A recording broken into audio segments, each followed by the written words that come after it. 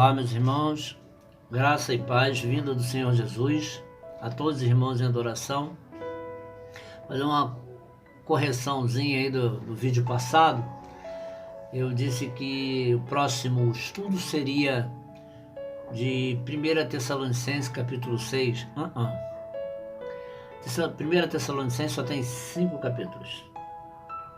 Não tem capítulo 6. Estava passando um pouco mal e fugiu o raciocínio, né?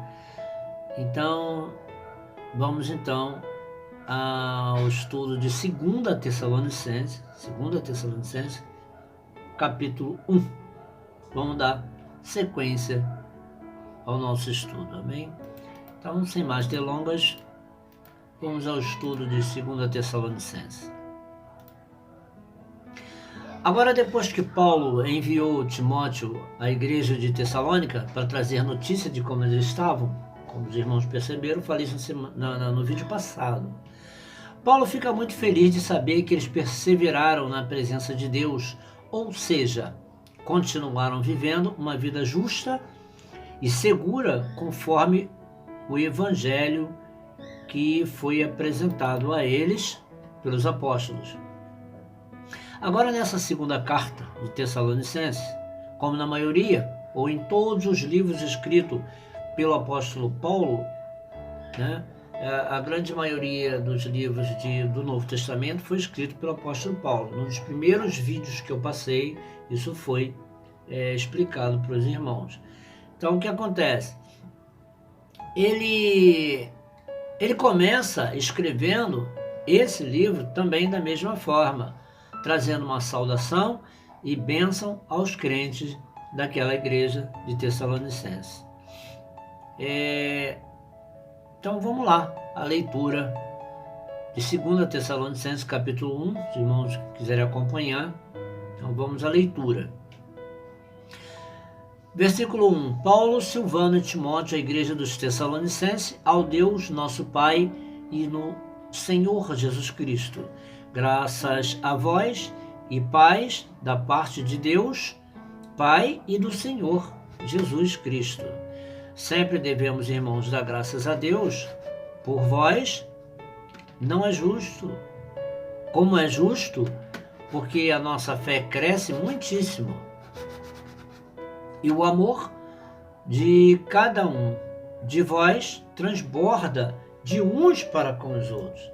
Foi exatamente isso que o apóstolo Paulo, a conclusão que ele chegou depois que Timóteo foi lá e trouxe notícias para ele. Timóteo trouxe notícia de que eles estavam em tremenda comunhão depois da fé que eles adquiriram, né? Largaram todos aqueles maus costumes deles e passaram a seguir o evangelho. Versículo 4.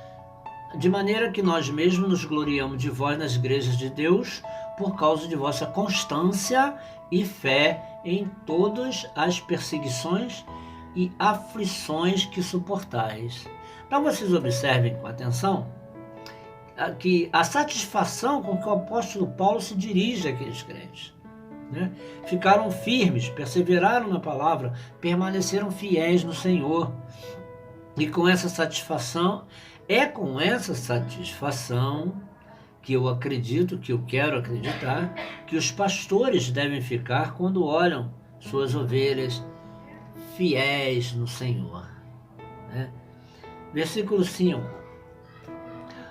O que é prova clara do justo juízo de Deus, para que sejais ávidos por dignos do reino de Deus, pelo qual também padeceis, se de fato é justo diante de Deus que ele dê em paga tribulação aos que vos atribulam.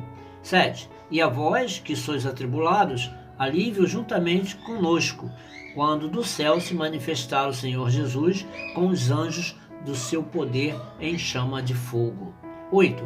E tomar vingança dos que não conhecem a Deus e dos que não obedecem ao evangelho do nosso Senhor Jesus. Olha só o que o apóstolo Paulo está afirmando, lógico, envolvido pelo Espírito Santo.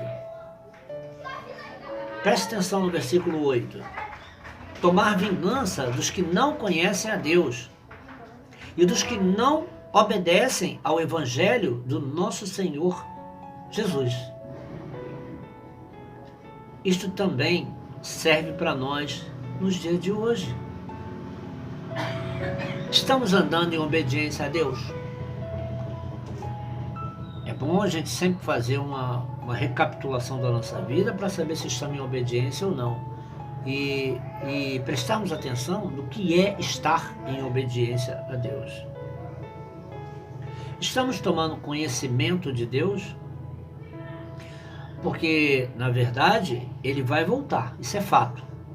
Ele vai voltar com seus anjos de poder com chamas de fogo, como diz lá no versículo 7. E vós, seus atribulados, alívio juntamente conosco, quando do céu se manifestar o Senhor Jesus com os anjos do seu poder em chamas de fogo. Amém? Vamos ficar ligados. Vamos ficar ligados. Versículo 9. Os quais sofrerão como castigo e perdição eterna, banidos da face do Senhor e da glória do seu poder. Esses que não conhecem a Deus e esses que não obedecem a Deus serão banidos da face do Senhor e da glória do seu poder, naquele dia em que Ele voltar para buscar os seus, para separar o joio do trigo, como eu sempre gosto muito de falar sobre esse assunto.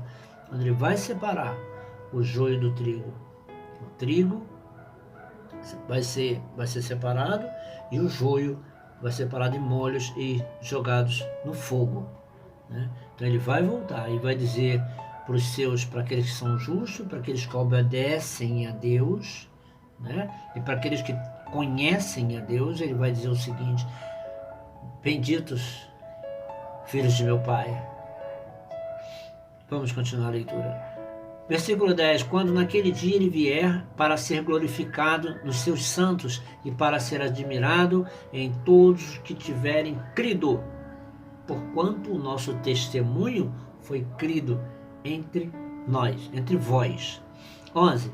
Pelo que também rogamos sempre por vós, para que o nosso Deus vos faça dignos da sua vocação e cumpra com poder todo o desejo de bondade e toda obra de fé. 12. Para que o nome do Senhor Jesus seja glorificado em vós e vós nele, segundo a graça de nosso Deus e do nosso Senhor Jesus Cristo. Está aí a leitura do capítulo 1, um discernimento para os irmãos. Então Paulo continua a dar graças a Deus por causa dos Tessalonicenses terem permanecido fiéis na fé.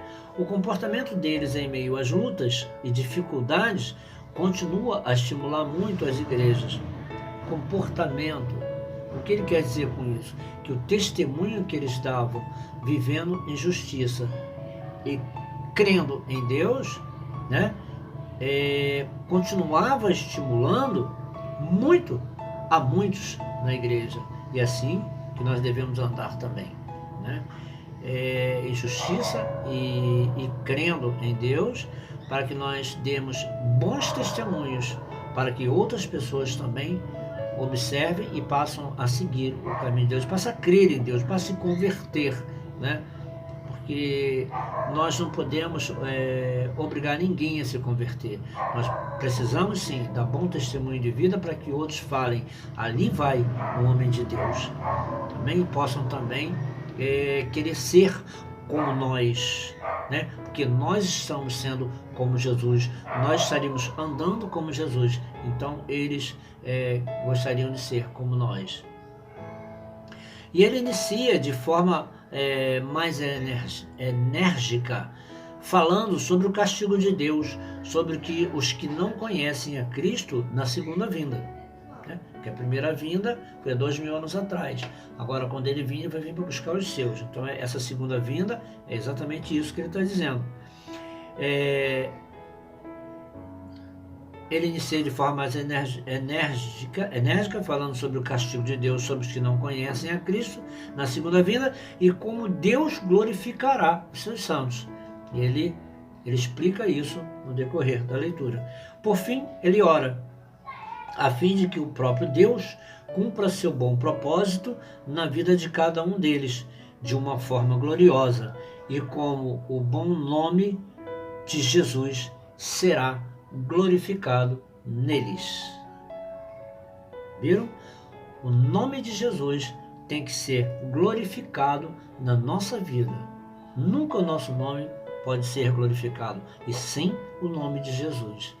Amém? Então, que nós possamos dar bom testemunho, andar em justiça, em verdade, para que outras pessoas também possam observar esses nossos bons testemunhos e seguir também esse bom caminho chamado Jesus. Amém? Está aí a leitura e um pouco de discernimento do capítulo 1 de 2 Tessalonicenses, e semana que vem a gente já parte para o capítulo 2. Amém? Vou ver se eu consigo passar na terça-feira mesmo, tá bom? Amados irmãos, muito obrigado pela atenção e até a próxima semana. Amém? Então vamos à bênção apostólica. Que o amor de Deus e as doces consolações do Espírito Santo e a graça de Jesus Cristo caiam sobre as nossas vidas e a todos que nos assistem. Digamos amém e amém. Até a próxima semana, irmãos.